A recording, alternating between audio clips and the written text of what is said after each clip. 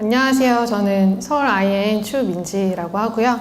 오늘 주제는 이제 난임병원에서 만나는 다낭성 난소 증후군으로 준비를 해봤고, 진료실에서 다낭성 난소 증후군이라고 이제 한 번쯤 들으셨던 분들이 오실 것 같은데, 평소 진료실에 설명을 드리기는 하지만 이게 되게 깊게 설명을 드리지 못하는 부분들 위주로 준비를 좀 해보았습니다. 다낭성 난소 증후군이라고 오시면 증상은 굉장히 스펙트럼이 넓어서 되게 경미한 분들부터 증상이 굉장히 심한 분들까지 다양하게 오시지만, 저희 난임병원에 가장 흔하게 오시는 분들은 스토리가 이렇게 조금 비슷하세요. 환자분을 만나보면 이제 32세 여성분이시고 2019년 12월에 결혼하시고 주로 32, 3일 주기로 그냥 규칙적으로 생리를 잘 하다가 2020년 여름부터 한 40일에서 60일 주기로 생리 주기가 막 길어지기 시작하더니, 그때부터 이제 얼굴에 여드름도 많이 나고 해서 피부과도 가보지만 곧 임신 시도 계획이 있다 해서 아무 약도 못 받고 그냥 그렇게 지내시다가 1년 정도 됐으니 이제 임신을 해볼까 하고 임신 시도를 하지만 1년 경과해서 이제 난임이 되시게 되죠. 주변에서 난임병원 가봐라는 얘기를 막 이제 조금씩 듣고 난임병원에 오려고 전화를 했더니 생리 2, 3일째 오라고 그래서 생리만 기다리지만 또 생리가 안 와서 결국에는 모월경 2달, 3달 상태로 병원에 오십니다. 그래서 이분 이야기는 이제 마지막에 다시 한번 설명을 드리도록 하고요. 그래서 다낭성 난소 증후군이라고 할 때 여기서 다낭성 난소가 그러면 의미하는 게 뭘까요? 왼쪽에 라이트 오바리라고 적혀 있는 사진은 비슷한 30대 초반 여성분인데 이제 난소 하나당 작은 난포들이 한 10개, 12개가량 보였던 분 사진이고, 이 오른쪽에 레프트 오바리라고 적혀 있는 사진은 난소 하나당 작은 동그란 난포들이 한 3, 40개가량 엄청 많이 보였던 초음파 사진이에요. 그래서 다낭성 난소다라고 얘기하는 거는 초음파로 난소를 봤더니 난포가 매우 많이 보인다라는 의미예요. 그러면 이렇게 초음파로 난포가 많이 보이면 다낭성 난소면 다 다낭성 난소 증후군으로 진단을 받느냐? 그렇지는 않고요. 이렇게 눈으로 겉으로 보이는 다른 증상들이 동반이 되어야 다낭성 난소 증후군이라고 진단을 받게 되고, 의사들이 가장 많이 쓰고 있는 진단 기준이 이제 로테르담 크라이테리아라고 해서 이 중에 3가지 중에 2가지 이상이면 다낭성 난소 증후군으로 진단을 하게 됩니다. 먼저 첫 번째는 월경이 불규칙해서 1년에 8회 미만으로 월경 횟수가 굉장히 적을 때, 휘발 월경이 주소가 있을 때랑, 두 번째는 겉으로 이제 남성 호르몬 과잉 증상이 있을 때. 그래서 남성 호르몬 과잉 증상이라 하면은 주로는 이제 남성형 다모증, 그다음에 여드름, 그다음에 몸에는 털이 많은 다모증인데 머리 쪽은 이제 탈모가 오는 남성형 탈모, 이런 증상이 있을 수 있고요. 마지막으로는 앞서 설명드린 초음파로 봤을 때 다낭성 난소 소견이 보이는 것. 이 3가지 중에 2가지 이상이면 다낭성 난소 증후군으로 진단을 하게 됩니다. 다낭성 난소, 남성 호르몬 과잉, 그다음에 불규칙한 월경, 이런 증상들이 나타나는데 겉으로 드러나는 증상들 말고 그럼 그 이면에 이제 숨겨져 있는 시작점들이 있을 거잖아요. 교과서에서는 이 다낭성 난소 증후군 시작점이 크게 2가지가 있다라고 얘기를 하고 있고, 하나는 이제 난소에 기능 장애가 있다. 두 번째는 인슐린 저항성이다라고 얘기를 하고 있고요. 먼저 난소의 기능 장애부터 조금 구체적으로 설명을 드리도록 하겠습니다. 일단 난소는 난자를 품고 있는 작은 난포, 폴리클들이 아주 많이 담겨있는 생식샘이에요. 그래서 이런 난소에서는 여성 호르몬인 에스트라디올 그리고 프로게스테론을 분비를 하고, 남성에 비해서는 소량이지만 이제 남성 호르몬인 테스토스테론도 분비를 하고 있습니다. 눈에 보이지 않는 작은 난모세포들로부터 시작해서 난포가 점점 하나씩 자라게 되면 이 난포에서 에스트라디올 분비가 같이 증가를 하게 되고, 이 에스트라디올 수치가 어느 수준 이상으로 높아지게 되면 배란이 일어나게 되고요. 배란이 되고 남아있는 난포, 그러니까 난자가 나오고 남은 난포는 노랗게 변해요. 그래서 저희가 황체라고 부르고, 이 황체에서는 프로게스테론 호르몬이 분비가 되면서 이 배란하기 전에 나오는 에스트라디올은 자궁 내막을 두껍게 증식시켜주는 역할이 있고요. 프로게스테론은 이 두꺼워진 내막을 안정화시켜줘서 착상 유지에 필요한 기능을 하게 됩니다. 이것이 이제 한 난소의 주기라고 보시면 되는데, 이 난소에서 일어난 이 과정이 난소 혼자서 알아서 돌아가는 것은 아니고요. 난소 위에서 이제 뇌하수체라고 하는 뇌에 있는 아주 작은 기관이 이제 관장을 하게 됩니다. 이 뇌하수체에서 생식샘인 난소를 자극하는 호르몬 2가지가 분비를 하는데, 하나는 이제 난포가 성장하도록 난포를 자극시켜주는 follicle stimulating 호르몬에서 이름이 되게 직관적이죠. FSH가 분비가 되게 되고, 난포가 그래서 FSH 자극을 받고 크기 시작하면 여성 호르몬 에스트라디올이 증가를 하게 되고, 그럼 뇌하수체에서 이 난포가 잘 자랐구나 판단을 해서 황체 형성 호르몬, 루테나이징 호르몬 LH를 분비를 하면 배란이 일어납니다. 그래서 배란이 일어나고 나면 이제 황체에서 프로게스테론이 증가한다. 방금 말씀드린 내용을 이제 한 가지 표로 정리를 하면 이렇게 보실 수 있는데, 뭐 FSH, LH의 높고 낮음의 순서 이런 걸 오늘 아실 필요는 전혀 없고요. 정상적인 난소에서는 한 주기당 호르몬들의 이렇게 증가와 감소가 있는 패턴이 있다라고만 알고 넘어가시면 좋으실 것 같아요. 그래서 생리가 시작하면 먼저 뇌하수체에서 FSH가 내려오고, 그 난소에서 난포가 자라면서 에스트라디올 수치가 어느 정도 상승을 하면 200 이상으로 상승하는 시점에서 배란을 일으키기 위해서 LH가 증가하고, 그러면 이제 배란이 일어난 후에 배란되고 남은 난포에서 프로게스테론이 분비가 증가한다. 이거는 여담인데요. 그래서 배란 테스트기 하시는 것들이 소변 속에 나오는 LH 호르몬을 보는 거예요. 배란 직전에 높아지는 호르몬이기 때문에 배란 테스트기에서 두 줄로 진하게 보이면 이 LH가 굉장히 증가했구나, 12시간 후가 배란이겠구나 이렇게 추측해 볼 수 있는 키트라고 보시면 되고요. 반면에 다낭성 난소 증후군이신 분들은 이 FSH, LH 호르몬이 뇌에서 나오는 이 두 가지가 주기성이 없이 그냥 정적으로 유지되는 상태라고 보시면 됩니다. 그래서 난소의 기능장애다라고 하면은 호르몬의 이렇게 증가 감소가 없이 멈춰있는 상태. 난소에서 난포가 자라지도 못하고 배란하지도 못하고 그대로 갇혀있는 상태라고 보시면 될 것 같아요. 여기서 한 가지 또 눈여겨보실 것이, 증가와 감소도 없지만 생리 중에, 저희 난임병원 오실 때는 꼭 생리 중에 피검사를 하시는 이유가, 생리 중에 해야 이 높고 낮음의 주기가 있는 호르몬들을 의미를 해석을 할 수가 있어요. 그래서 생리 중에 피검사를 하게 되면 난포를 자극시키는 FSH가 보통 LH보다 조금 높게 측정이 되게 됩니다. 근데 다낭성 난소 증후군이신 분들은 대개 LH가 FSH보다 높게, 심하신 분들은 2배 이상으로 많이 높게 측정이 되게 되고요. 아까 맨 처음 슬라이드에서 살짝 보여드렸지만 이제 LH가 분비가 확 되면 배란이 일어나기도 하지만 주기랑 상관없이 또 난소에서 남성 호르몬 분비가 증가하게 돼 있어요. 그래서 LH가 굉장히 높은 상태로 쭉 정적인 상태로 유지가 되시다 보니 난포가 일단 자라지는 못하고 남성 호르몬 분비는 난소에서 조금 많아지고 이런 증상들이 나타날 수가 있습니다. 방금까지는 이제 난소의 기능 장애를 아주 간단하게 설명을 드렸고요. 이어서 이제 인슐린 저항성이 뭔지 설명을 드리겠습니다. 저뿐만 아니라 이 난임 의사들이 보는 교과서가 바로 이 책이에요. 앞에 있는 초록색 책은 이제 구판이고, 뒤에 있는 파란색 책이 2019년에 새로 나온 신판. 이 교과서에 따르면 다낭성 난소 증후군인 여성분들은 인슐린 저항성이 좀 흔하게 나타나는 것으로 되어 있고요. 다낭성 난소 증후군 여성에서 10%가 40세 이전에 당뇨병으로 발전한다 라고 되어 있고, 또 같은 연령군 대비해서 당뇨병 위험도가 기본적으로 다낭성 난소 증후군이면 4배에서 많게는 7배가량 높다라고 얘기를 하고 있어요.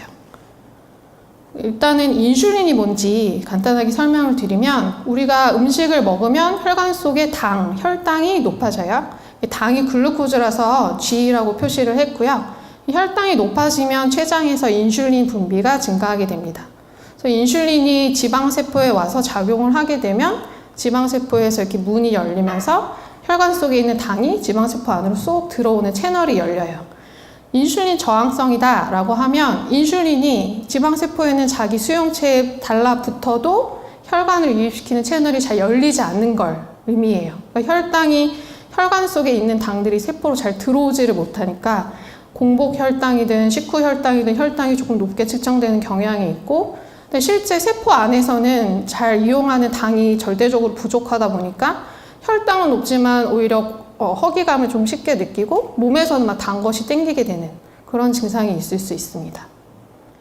그래서 이 앞서 설명드린 난소의 기능장애랑 인슐린 저항성이 같이 만나게 되면 악순환이 일어나기 시작하는데, 그 이유가 이 인슐린 수용체가 지방세포에만 있는 것이 아니고 난소에도 있게 되는데, 그래서 인슐린 저항성 때문에 인슐린 분비가 늘어난다고 설명을 드렸어요. 그래서 인슐린이 늘어나게 되면 이 늘어난 인슐린이 그만큼 난소도 많이 자극을 하게 될 거고, 인슐린이 난소에 달라붙으면 어떤 일이 일어나냐면 난소에서 남성 호르몬 분비가 증가합니다. 난소에서 남성 호르몬 분비는 워낙에 LH가 높으신 분들이라서 이미 남성 호르몬 분비가 많다고 설명을 드렸는데, 인슐린 저항성 때문에 또 이 난소가 자극이 되면서 남성 호르몬 분비가 더 같이 늘어나는 악순환이 이제 일어나기 시작하는 것이고, 여성의 몸에서 남성 호르몬 비율이 많아지면 어떤 일이 생기냐, 복부 지방이 늘어나게 됩니다. 그래서 팔다리보다는 복부나 이 턱 주변 중앙 부위 살이 통통해지는, 복부 지방 자체가 또 인슐린 저항성을 증가시키는 악화인자예요. 그래서 복부 지방이 축적되면 그만큼 인슐린 저항성이 더 세지니까 인슐린이 더 많이 분비되고, 그럼 난소는 더 세게 자극을 받고 남성 호르몬은 더 계속 많이 분비가 되는, 그래서 계속 악순환이 일어날 수밖에 없다. 이제부터는 그럼 뭘 할 수 있을까에 대해서 몇 가지 말씀을 드리려고 하고요. 다낭성 난소 증후군 여성이라면 가장 첫 번째로 해야 되는 것이 사실 체중 감량이에요. 체중 감량을 하게 돼서 특히 그냥 살을 뺀다라기보다는 내 복부 둘레를 줄이게 되면 인슐린 저항성이 의미 있게 개선이 되고, 교과서에서는 아주 어마어마하게 감량할 필요는 없다라고 얘기를 하고 있고요. 현재 몸무게에서 2에서 5% 정도만 감량을 해도 인슐린 저항성이 되게 의미 있게 개선될 수 있다라고 얘기를 하고 있어요. 우리나라 여성들은 좀 마른 다낭성 난소 증후군 여성분들이 많아요. 근데 이제 서양 언니들은 좀 더 비만한 분들이 많아서 그런지 비만하면서 막 턱 수염도 좀 있고 이런 분들이 굉장히 많아요. 그래서 서양 언니들이 PCOS 다이어트 뭐 이런 거에 더 엄청 관심이 많거든요. 근데 그러면 실제 다낭성 난소 증후군이기 때문에 꼭 고수해야 되는 식이 방법이 있느냐, 아니면 추구해야 되는 운동이 있느냐, 사실 그런 건 없다라고 돼 있어요. 교과서에서는 제일 중요한 거는 당연한 얘기지만 넷 칼로리 인테이크, 전체 섭취하는 칼로리 제한만 잘 해도 다낭성 난소 증후군도 의미 있게 살이 빠지는 걸로 돼 있고, 뭐 저탄수화물 식이를 해야 된다든지 고단백질 식이를 추구해야 된다든지 이런 건 아직 연구에서도 다 차이가 없는 것으로 되어 있어요. 운동도 꼭 다낭성 난소 증후군이면 이런 운동을 해라는 사실 없고, 이제 체중 감량을 먹는 칼로리를 제한해서 했다면 그 체중을 유지하는 목적으로 운동을 병행을 할 것을 얘기를 하고 있습니다. 그 다음에 또 병원에서 한 가지 해드릴 수 있는 게 이제 메포민이라는 약을 보통 이제 처방을 하게 되는데요. 메포민이란 약은 당뇨라고 진단받은 분한테 의사들이 가장 먼저 첫 번째로 선택하는 당뇨약이에요.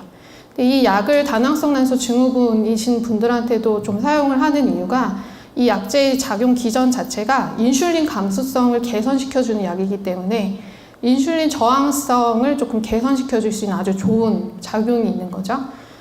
그래서 인슐린이 딱 세포에 붙었을 때 혈관에 있는 이제 당이 세포 안으로 이동되는 것을 촉진을 시켜주는 좋은 약이에요.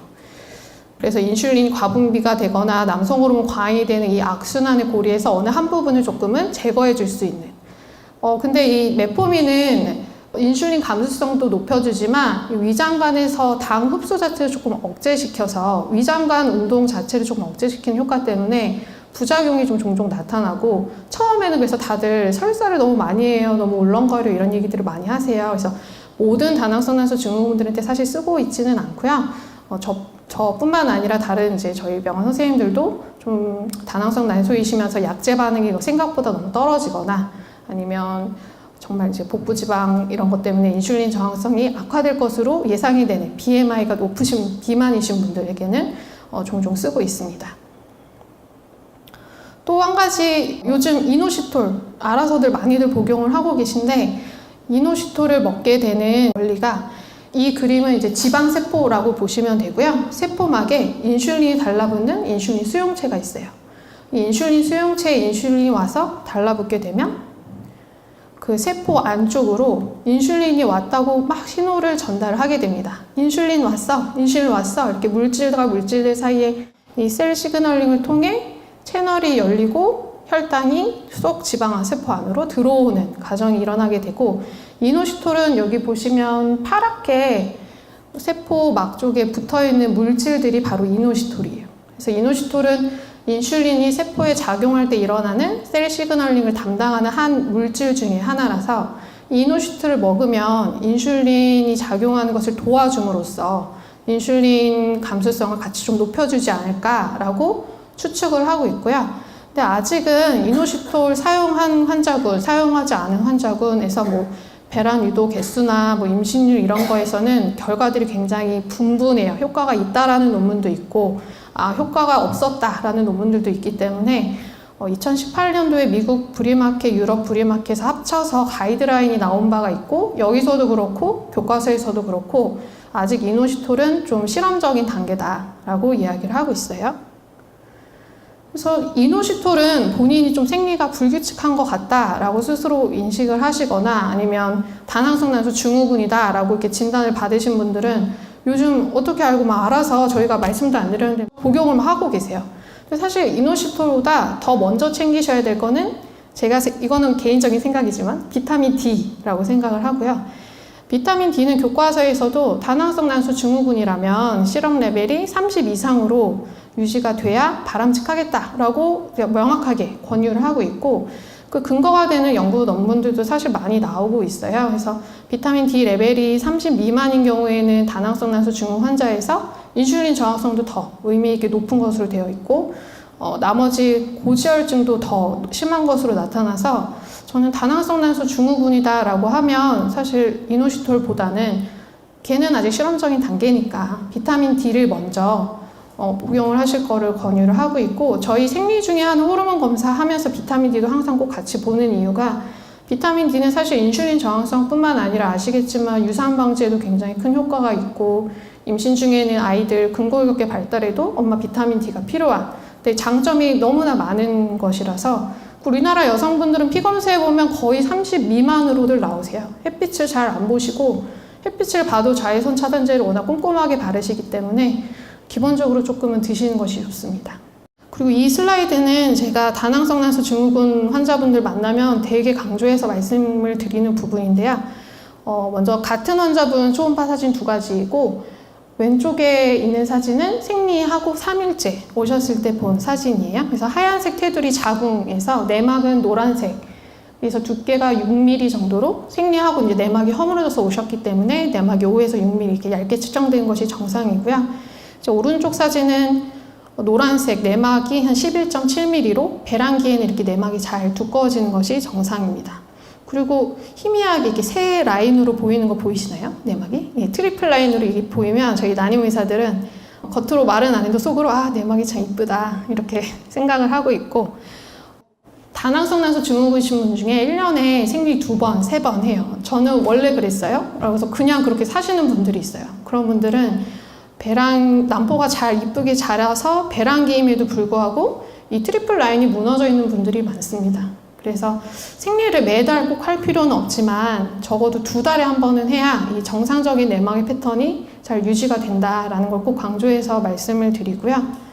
그래서 3, 4개월에 한 번 생리해요, 1년에 한 번 뭐 유도해야, 약 먹어야, 아니면 병원 와서 주사 맞아야 겨우 생리해요, 이렇게 사시는 분들 중에 가끔 이제 부정출혈이 있다고 병원에 오셔서 초음파를 보면, 이건 좀 극단적인 사진이긴 한데 내막이 이렇게 트리플 라인 자체가 무너져 있고 뽀글뽀글 이렇게 낭성 변화라고 해서 시스틱 체인지가 보이는 분들이 있으세요. 이런 분들은 조직 검사 살짝 떼서 해보면 한 반 정도는 자궁내막 증식증이라는 병으로 진행되어 있는 경우도 있고, 자궁내막 증식증을 겹쳐서 시간이 오래 걸리는 문제이긴 하지만 자궁내막 암으로 진행을 할 수도 있습니다. 배란을 하게 되면 나오는 프로게스테론에 오랫동안 노출이 안 되면 내막이 안정화되는 효과를 보시지가 못해서 계속 내막이 증식만 하는 그런 악순환 가운데 내막의 모양이 좋아지지 않고 결국엔 어떤 병으로까지 진행할 수 있어서 다낭성 난소 증후군이고 생리가 불규칙하신 분들이라면 2달에 한 번은 생리를 해야 된다. 2달간 무월경이면 병원에 와야 한다 정도는 알고 계시는 게 좋을 것 같아요. 그래서 정상 월경, 무월경인 상태로 병원에 오시면 일단은 생리를 유도를 합니다. 생리 유도는 다른 게 아니라 배란하고 나서 나오는 호르몬인 프로게스테론을 저희가 드리는 거예요. 그러면 자궁내막이 프로게스테론에 노출이 되고 나면 생리가 유도가 됩니다. 그리고 나서 꼭 하는 게 보통은 이제 배란 유도를 하게 되죠.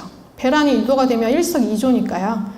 배란이 되니까 임신 시도도 할 수 있고 배란이 되니까 자연스럽게 프로게스테론에도 내막이 노출이 될 수가 있고, 그래서 먹는 배란 유도제는 클로미펜과 페마라가 있는데 지금 많은 병원들에서 아마 클로미펜은 처방을 못하고 있을 거고 저희도 못하고 있어요. 생산 중단이라 요즘에는 거의 페마라 배란 유도제로 배란 유도를 하고 있고요. 먹는 약 가지고 반응이 부족하시거나 아니면 시험관 같은 좀 난자를 많이 채취해야 되는 시술을 하게 되면 이제 배란 유도 주사를 쓰게 되고요.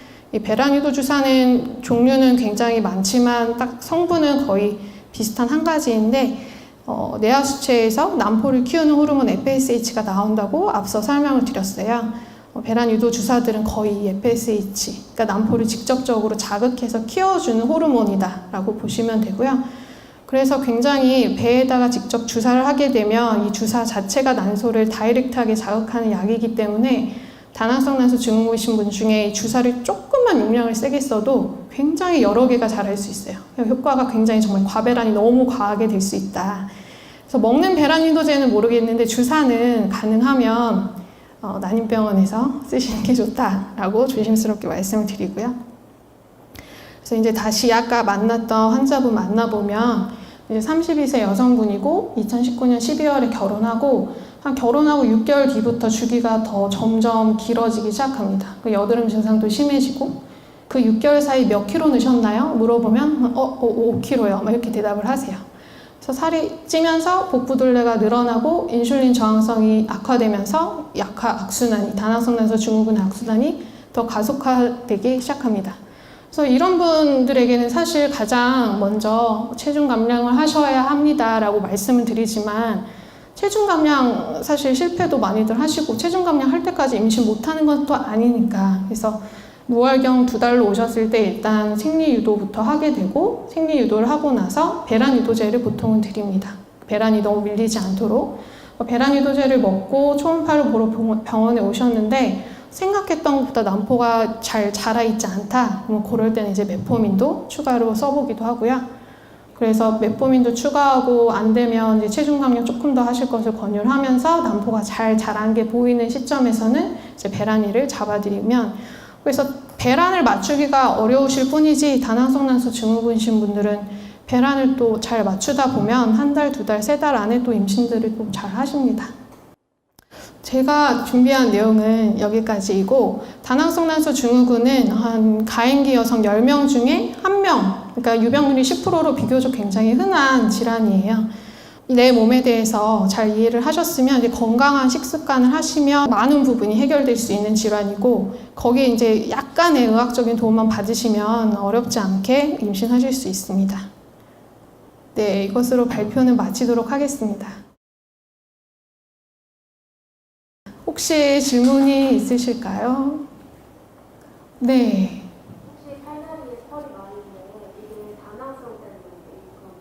팔다리에 털이 많으면 다낭성 난소 증후군 때문이냐? 라고 질문을 주셨고, 제가 앞선 슬라이드에서 남성형 다모증 증상이 나타날 수 있다고 말씀을 드렸어요. 남성형 다모증이다라고 하면 팔다리보다는 이렇게 중앙 부위에 털이 많은 게 남성형 다모증이에요. 인중, 턱, 가슴, 베렛나루 이 부위. 그래서 팔다리에 털이 많은 거는 이제 원래 그러신 거다. 제모를 하시면 됩니다. 네. 혹시 또 질문이 있으실까요? 네.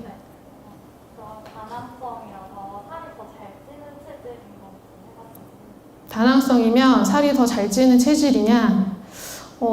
네, 저는 사실 아직 그 부분은 교과서에서도 닭이 먼저냐 달걀이 먼저냐의 문제라고 얘기를 하고 있고, 명확하게 다낭성이면 살이 잘 찐다 이렇게 결론이 난 바는 없지만 저는 그렇다고 생각을 하고요. 왜냐면 저도 다낭성 난소 증후군 환자니까. 그래서 조금 인슐린 저항성 자체를 타고나는 거기 때문에 조금 더 허기를 잘 느끼고 그런 체질이 있다고 보고요. 그다음에 남성 호르몬도 살짝 높은 상태라서 지방의 배치 자체가 좀 더 중앙 부위에 집중되는 경향이 있어요. 그래서 저는 살이 잘 찌는 체질이라기보다는 이제 복부 지방이 좀 잘 쌓일 수 있는 체질이 아닐까라고 생각을 하고 있습니다. 그리고 이거는 교과서에도 나오는 내용인데, 나이가 들면 누구나 좀 살이 이렇게 찌게 되잖아요. 몸무게가 늘어나게 되잖아요. 다낭성 난소 증후군이신 분들은 나이가 들수록 그 살이 찌는 비율이 더 확 높은 것으로 돼 있어요. 그래서 꼭 20, 30대 임신 때문만은 아니고 길게 보셨을 때 당뇨 유병률도 높아지니까 좀 40대, 50대에도 체중 관리를 끊임없이 좀 잘 해야 되는 질환이다 라고 생각을 하시면 좋을 것 같아요. 선생님, 애기 가는데 저도 다낭성 난소 증후군인데 아기 갖는데 어렵지 않았냐라는 질문이 들어왔고요. 네, 저는 주기가 한 40일, 50일 정도 돼서 저는 사실 쉽게 아기를 가졌고 왜냐면 저는 그때 다 20대였습니다. 나이가 중요한 인자였지 않을까 생각을 하고 있습니다. 그리고 배란을 맞추기가 어려워서 그렇지 자주 하시면 맞출 수 있는 거잖아요. 자주 하시면 됩니다. 제가 항상 주변 지인들한테 말씀드려요. EOD라고. Every other day. 이것만 지키시면 됩니다. 네, 또 질문이 있으실까요? 네.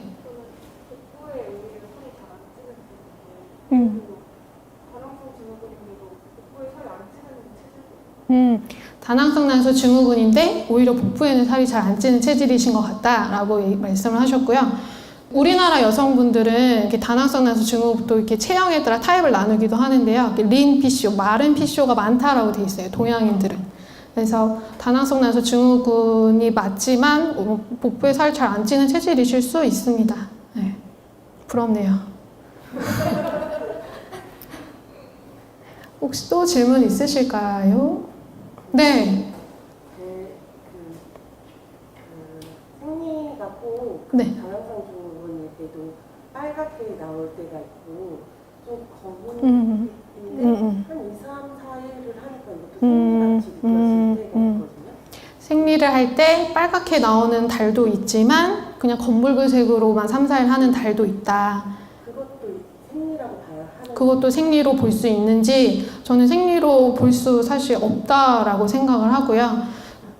배란이 일어나지 않게 되면 내막이 프로게스테론 호르몬에 노출이 안 된다라고 말씀을 드렸잖아요. 그래서 내막이 계속 증식만 하다 보면, 그러니까 배란이 없으면 내막이 굉장히 불안정해지면서 부정출혈이 올 수 있어요. 보통 근데 부정출혈도 조심하셔야 될 게 부정출혈은 말 그대로 부정출혈이라서 양상이 딱 정형화되어 있진 않거든요. 그래서 생리보다 오히려 더 양 많게 하시는 경우도 있고 그냥 갈색으로 묻어나만 나게 며칠만 하실 수도 있어서 애매할 때는 병원 오셔서 초음파 보시는 게 맞습니다. 또 질문이 있으실까요? 이게 아기 나면 없어지나요? 아니요, 안 없어지죠. 근데 보통 희한하게 한 40대 초반, 30대 후반부터는 아기를 낳게 되면은 생리가 불규칙한 게 좋아지냐 이렇게 물어보신 걸까요? 20, 30대 때 굉장히 주기가 길고 불규칙하셨던 분들도 30대 후반이나 40대 초반부터는 또 규칙적으로 되시기도 해요. 다낭성 난소 증후군 환자분이라고 해서 타고난 난자수가 어마어마하게 많을 거냐 사실 그렇게 생각하지는 않고 있지만 교과서상으로는 어느 정도의 차이는 있겠다라고 추측만 하고 있고요. 그래서 이 거대한 난자풀이 어느 정도 좀 시간이 지나서 해소가 되면 나이가 좀 들면 조금 규칙적으로 되는 경향은 있습니다. 하지만 생리는 규칙적으로 된다 하더라도 당뇨 유병률 올라간다는 거. 그래서 끝나지 않는 문제라고 생각을 하시는 게 맞을 것 같아요. 그럼 아기 계획이 나중에 없어도 2달에 한 번은? 네, 맞아요. 아기 계획이 없어도 2달에 한 번은 생리를 하셔야 되는 게 40대 중반, 40대 후반쯤 이렇게 막 부정출혈로 자궁내막 증식증 이런 거 진단받으신 분들이 이렇게 거슬러 보면 20, 30대 때 생리가 불규칙하셨던 분들이 많아요. 네. 앞에서 너무 끄덕끄덕 잘해주셔서 제가 오늘 발표할 때 힘을 너무 많이 받았습니다. 오늘 감사합니다.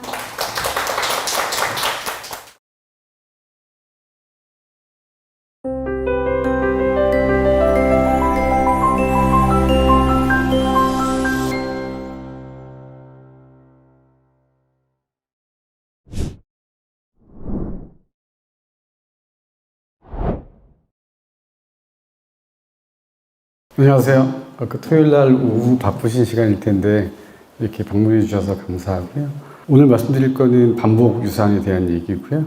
저는 서울 IN 여성원의 윤종섭이라고 합니다. 일단 임신 초기 유산이라고 하면 처음에 한 50% 정도는 초음파로 진단하기 전 단계, 확인하기 전 단계에서 보통 소실되는 경우가 제일 흔하고요.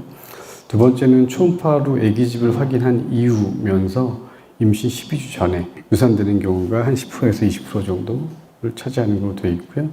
임신 12주 이후에는 유산되는 그 찬스가 많이 줄어드는 것으로 되어 있습니다.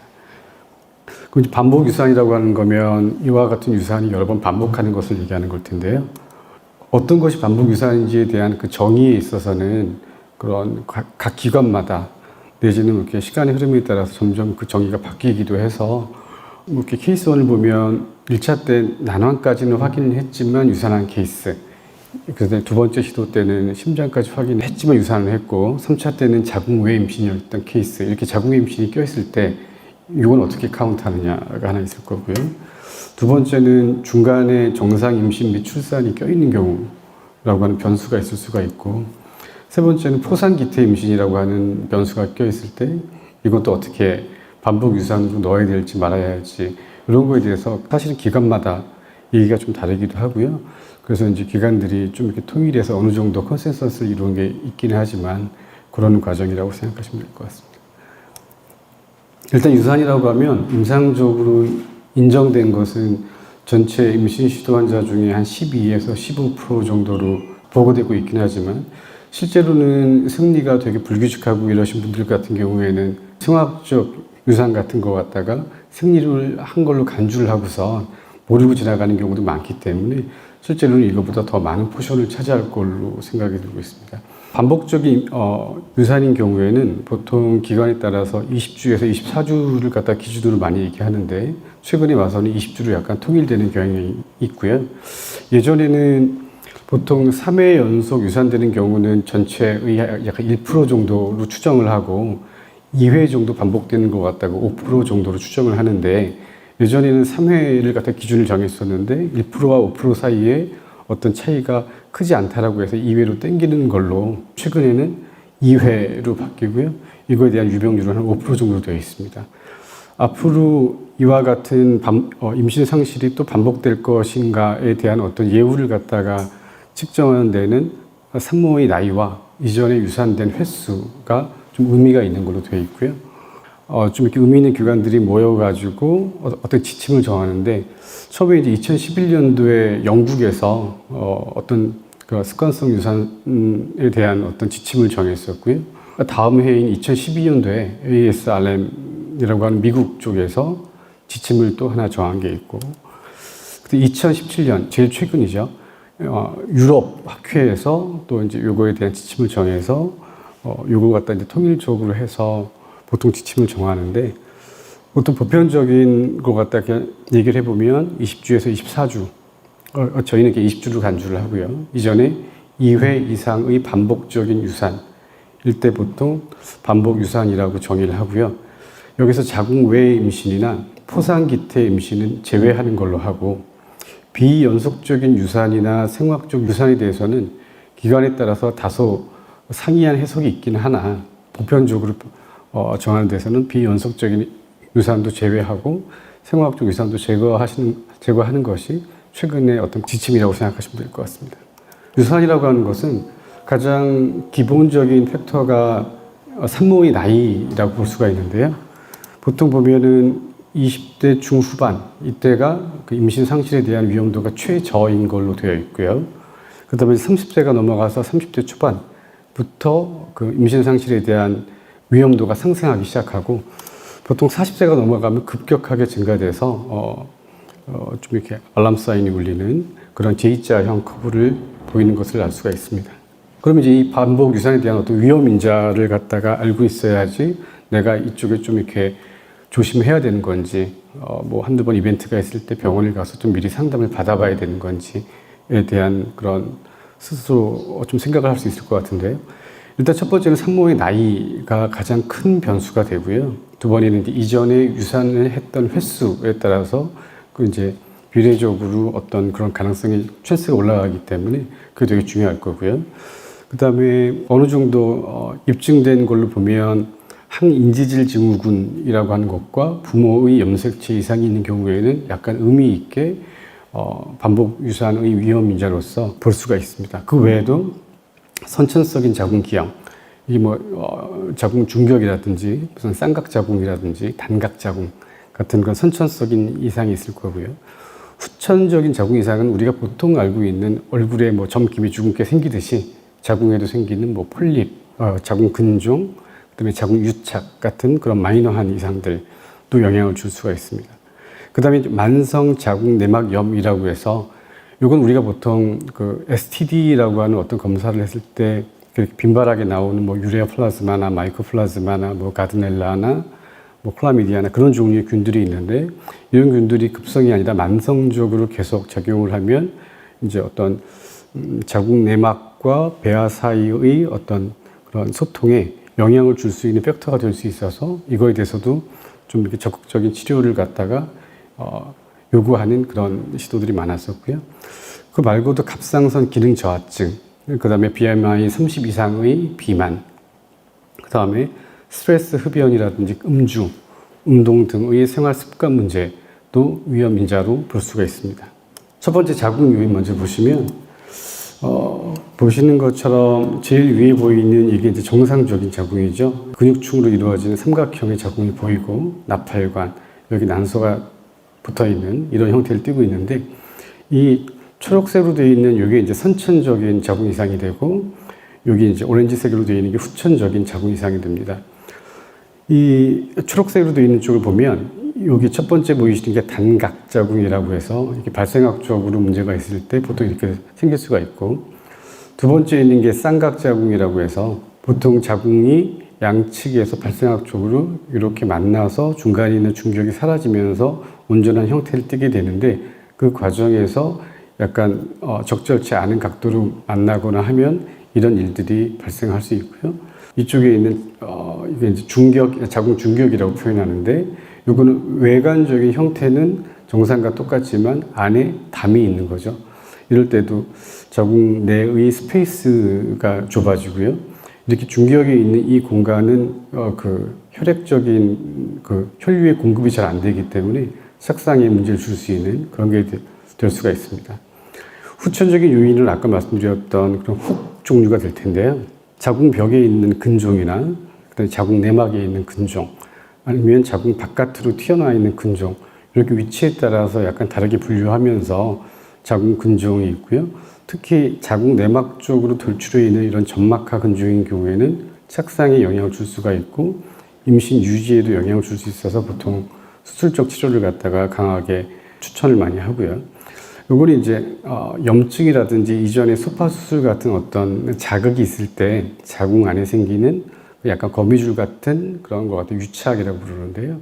이런 게 있으면 마찬가지로 혈류 공급에 장애를 줄 수가 있기 때문에 착상률 내지는 임신 유지를 이 가능성을 떨어뜨리는 그런 변수로 작용할 수가 있습니다. 그 외에 되게 흔한데 폴립이라고 해서 얼굴에 생기는 쥐덫 이런 것처럼 그런 것들도 많죠. 이것도 사이즈에 상관없이 위치가 안 좋은 경우에는 착상이나 아니면 임신 유지에 방해가 될 수가 있습니다. 자궁 근종부터 보시면 아까 말씀드렸던 것처럼 자궁 내에 위치한 점막하 근종, 벽에 있는 그런 근종, 그다음에 자궁 밖에 있는 근종 이런 식으로 위치에 따라서 나눌 수 있는데 특히 자궁 내막 안에 있는 거는 좀 의미가 있고요. 벽에 있는 거는 사이즈에 따라서 좀 다르긴 합니다.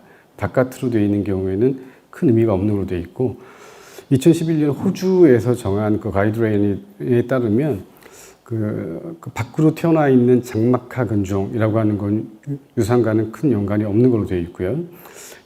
사이즈가 좀 큰 병내 근종이나 점막하 근종 같은 경우는 생존 출산율과 유산에 영향을 줄 수 있는 걸로 되어 있어서 특히 점막하 근종은 수술적 제거를 권하는 경우가 많습니다. 하지만 병내 근종의 제거에 대해서는 약간 득실을 따져봐야 되는 문제가 있어서 그거는 케이스 바이 케이스로 정하시면 될 것 같고요. 영국에서 2011년도에 정한 가이드라인에서는 유산과 근종 사이의 그런 상관관계에 대해서는 딱히 언급이 없습니다. 그래서 영국 가이드라인은 코멘트가 따로 없다 생각하시면 되고 2017년 그 애슐레이라고 하는 유럽 가이드라인에서는 유산과 근종 사이의 관계는 논란의 여지가 있다. 다만 외과적인 관리는 케이스에 따라서 고려하는 것이 좋겠다. 그래서 사실 이게 개선적인 효과가 있는 것 같다가 인정을 하는 거죠.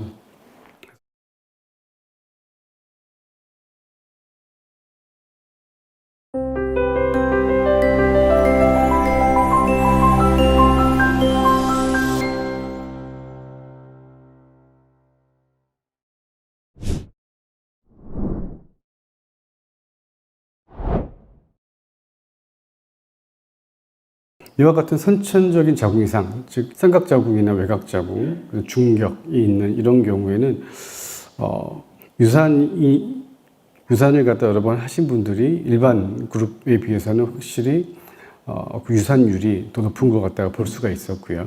선천성 자궁 기형의 비율을 보면 1차성 그런 반복 유산과 2차성 반복 유산, 1차, 2차의 차이는 1차는 아기를 낳은 적이 한 번도 없는 걸 얘기하는 거고요. 2차는 정상적인 임신을 경험했었으나 그 이후에 그런 히스토리가 있고 없고의 차이인데, 이런 선천성 자궁에 있는 분들인 경우에 1차성의 비율이 높은 걸로 봐서 이 선천성 자궁 환자에 있어서는 임신 자체를 갖다 잘 못하시는 분들의 비율이 더 높다.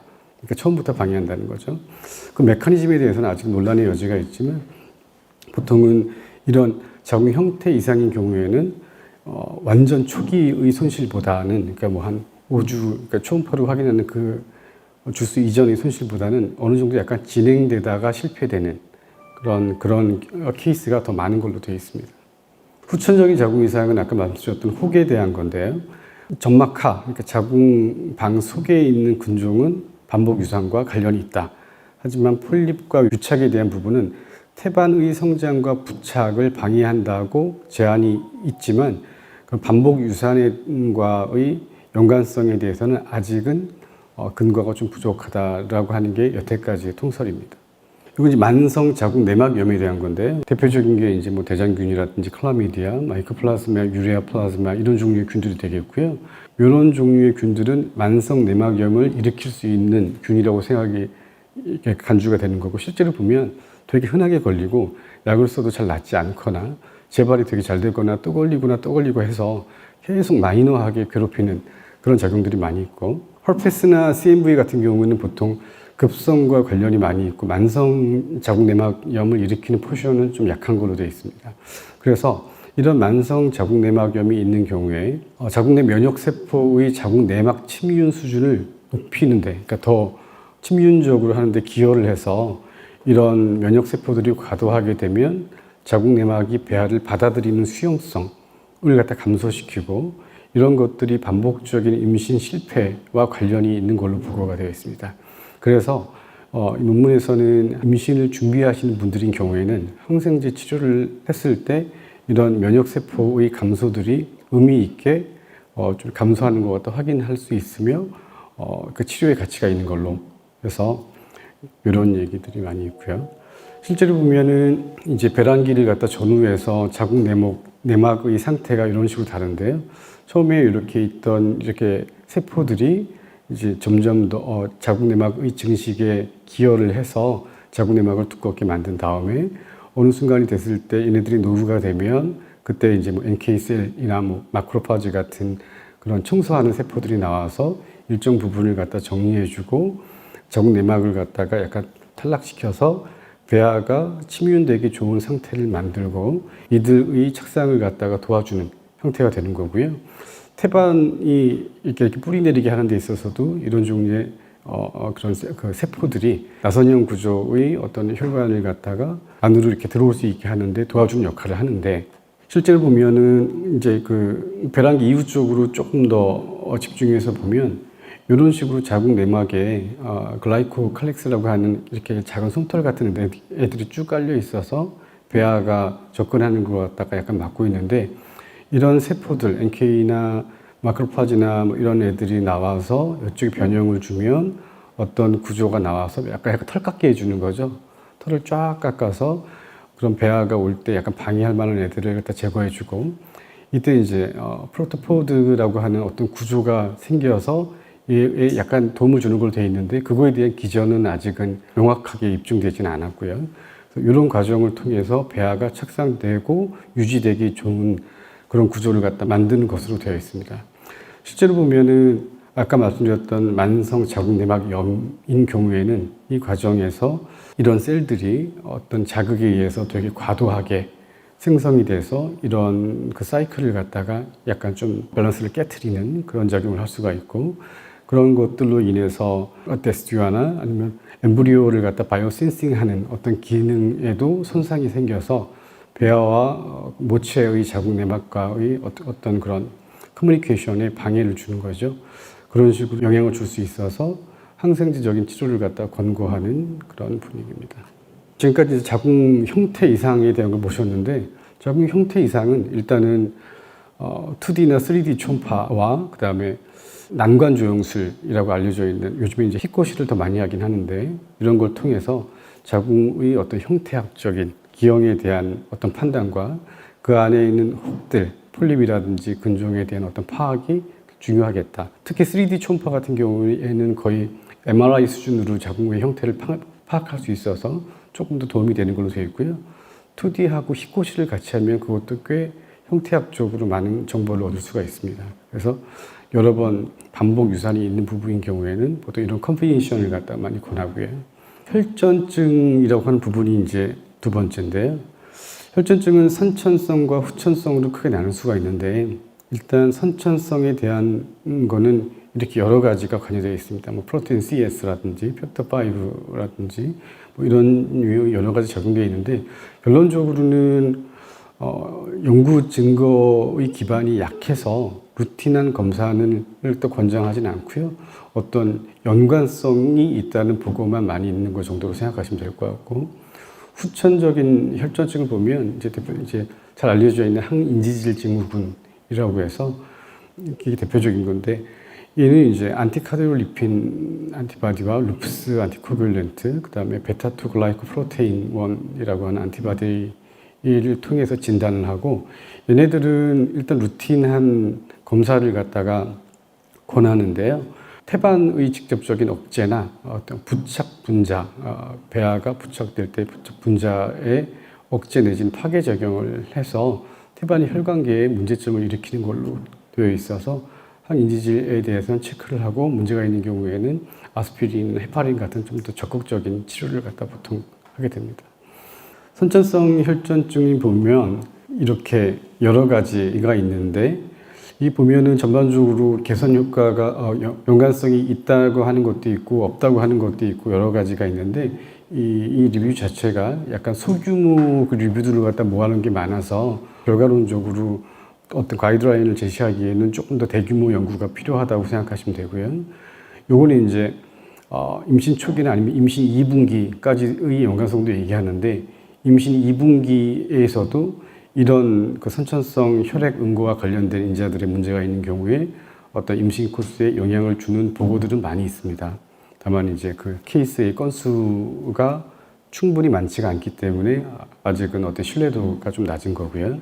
항인지질 형체 증후군, 앞서 말씀드렸던 이거인 경우에 일단 진단이 그 혈전증이 있는 에피소드나 근거가 있거나, 아니 임신과 관련된 그런 기왕력에서 10주 전에 한 번 이상의 이유 없는 그런 유산, 그 다음에 34주 전에 성숙되기 전 단계에서의 그런 문제점 발생이 있거나, 10주 전에 3번 이상의 유산이 반복될 때는 항인지질 증후군을 갖다 의심을 하고선 앞서 말씀드렸던 그 3개의 인자에 루푸스 안티나 아니면 안티카디올리핀이라든지 안티베타2 같은 이런 거 갖다 보통 12주 간격으로 해서 체크를 하는 것이 원칙입니다.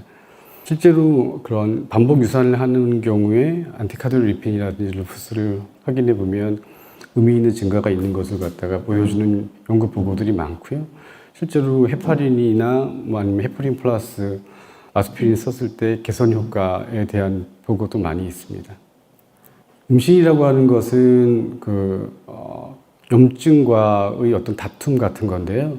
임신 분기에 따라서 건강한 그런 임신인 경우에는 항염증과 호염증이 이렇게 번갈아서 사이클릭하게 변하면서 이런 과정을 통해서 보통 건강하고 정상적인 임신으로 이어지게 되는데, 초기 임신 실패나 아니면 착상 장애가 있는 경우에는 이렇게 퐁당퐁당 이런 식으로 안 되고 이게 이렇게 이어지는 율이 높을 때 보통 이런 케이스들이 많습니다.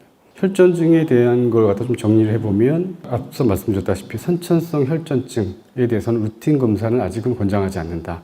후천성 혈전증, 그러니까 그 항인지질 항체 증후군인 경우에는 루틴 검사가 권장이 된다라고 결론 내리시면 될 것 같습니다.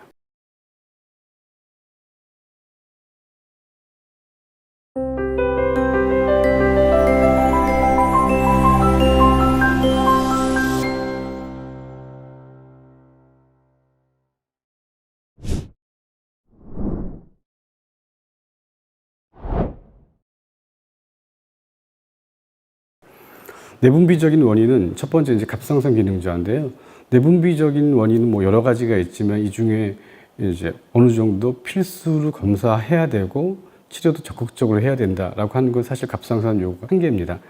그래서 갑상선 기능 이상인 경우에는 증상이 없더라도 갑상선 기능 저하의 소견을 보일 때는 반복 유산과의 관련성 증거도 충분히 있고 그다음에 치료를 했을 때 개선 효과도 충분히 있기 때문에 먼저 갑상선 호르몬을 체크를 하고 갑상선 항체에 대한 체크를 해서 일반인보다는 좀 더 타이트한 기준으로 평가를 하고 치료를 하는 것이 좋습니다.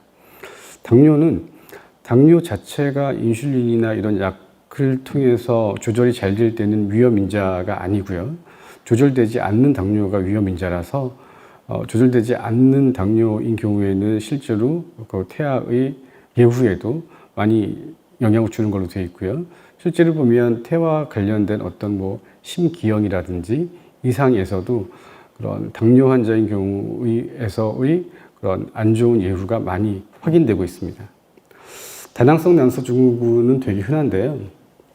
초음파로 다낭성이 의심될 때 얘가 이제 그 반복 유산과 다 관련이 있느냐라고 보면 사실 다낭성의 패턴을 보이면서 보통 다낭성 난소의 증후군은 그 초음파로만 진단하는 게 아니라 어떤 임상 증상과 피검사상에서의 소견을 갖다가 종합해서 결정짓는데 이 세 개가 오버랩된 이 구간에 속해 있을 때의 보고들은 좀 있는데 다낭성 난소처럼 보이는 그 자체만으로는 독립변수라는 증거는 아직은 부족하고요.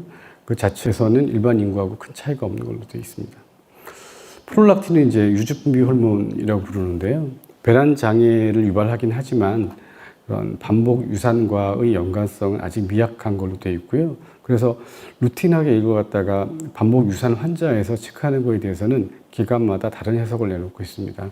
실제로 임신 이후에도 프롤락틴의 수치는 기존의 프롤락틴 수치가 높아서 약물로 치료하는 분인 경우에 그 임신 이후에 주수에 따라서 이렇게 어느 순간에 탁 튀는 것 같다 볼 수가 있거든요. 그래서 이런 것들이 또 연관이 있을 수가 있어서 주기적인 체크로 이렇게 팔로우 하시는 게 좀 필요할 것 같습니다. 프로게스테론은 보통 임신 초기 때 뭐 출혈이 있거나 유산기가 있을 때는 가장 흔하게 기원가에서 쓰는 게 프로게스테론인데요. 프로게스테론도 마찬가지로 그 연구에서 반복 유산을 갖다가 조금 이렇게 감소시킨다는 보고는 있으나 소규모 연구가 주를 이루고 있고 대규모 연구에서는 사실 아직까지는 큰 의미가 없는 걸로 돼 있어서 루틴하게 치료 방침으로 정하기에는 아직은 좀 이르고요. 다만 출혈기라든지 어떤 증상이 있을 때 그때 주치의와 환자가 그런 출혈을 갖다가 막아주는 효과에 있어서는 어느 정도 의미가 있으니 그럴 때 사용하는 것을 보통 더 추천드립니다. 그래서 보충 자체가 해를 유발하진 않고 어떤 증상들을 갖다 커버해 줄 수 있으니 쓰는 정도라고 생각하시면 될 것 같습니다. 내분비에 대한 부분을 갖다가 종합해 보면 갑상선 기능 검사는 반드시 필요하고요. 그 외의 프롤락틴이라든지 뭐 다낭성, 프로게스테론 보충 치료의 역할은 아직까지는 뭐 논란의 여지가 있다 정도로 생각하시면 될 것 같습니다. 유전적인 문제에 대해서도 반복 유산 환자에 있어서 영국 학회와 그다음에 미국 학회, 유럽 학회가 약간씩의 다른 태도를 보여주는데요. 영국인 경우에는 일단 반복 유산 케이스가 있으면 그 유산된 아기의 부산물에 대한 염색체 검사를 먼저 하고 여기서 이상을 발견했을 때 부모도 하는 것을 갖다가 2011년 영국 가이드라인에서는 권유를 했고요. 미국 학회에서는 그런 케이스가 있으면 부모와 그런 태아의 부산물을 갖다 동시에 검사하는 것 갖다가 권유를 합니다. 유럽 학회에서는 이 자체를 갖다 약간 회의적으로 보는데 이거를 검사를 해서 이상이 나왔을 때 환자가 자기가 앞으로 임신 시도하는 거에 대해서 나는 유전적으로 문제 있는 약간 망가진 사람이야 라는 그런 인식을 갖게 돼서 임신 자체에 대해서 약간 공포감을 느끼고 약간 도망가려고 하는 경향들이 많이 생겨서 유럽 학회에서는 이걸 갖다 약간 회의적으로 접근하는 경향이 있긴 합니다.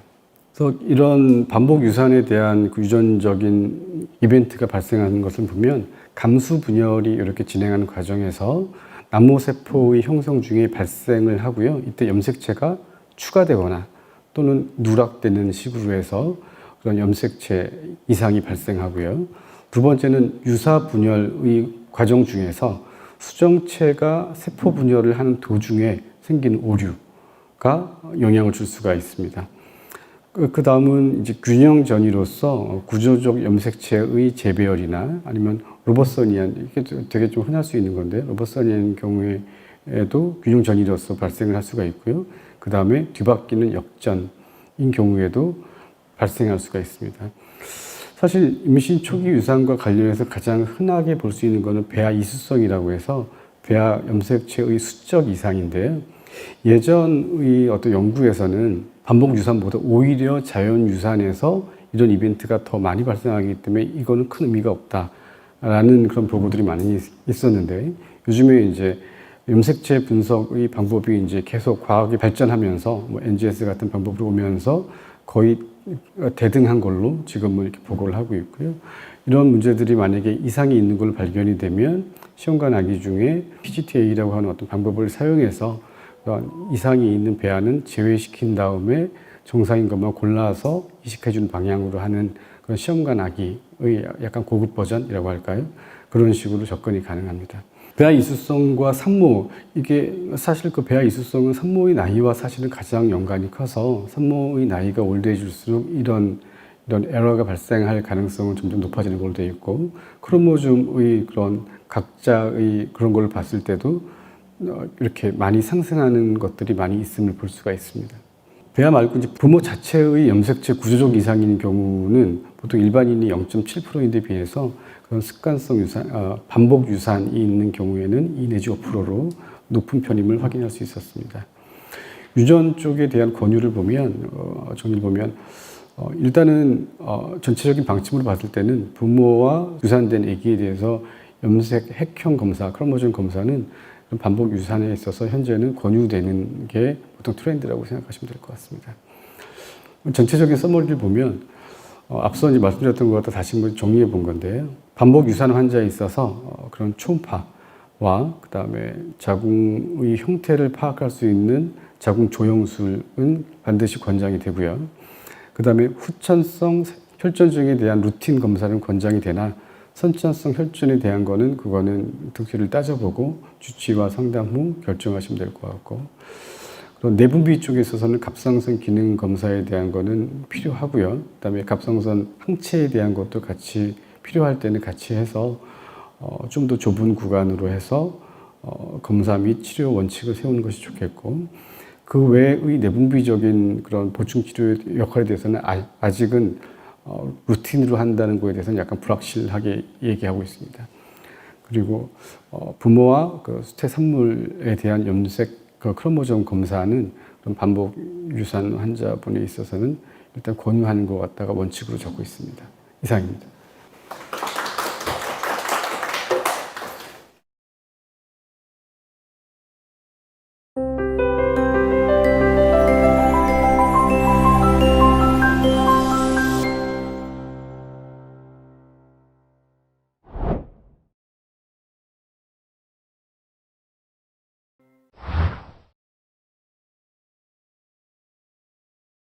네, 안녕하십니까.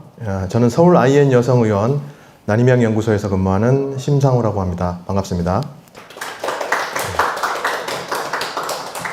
오늘 제가 말씀드릴 내용은 여러분들께서 시험관하기 시술 중에서 궁금해 하시는 부분 중에 하나가 아닐까라고 생각을 하는 난자와 배아에 관한 내용입니다.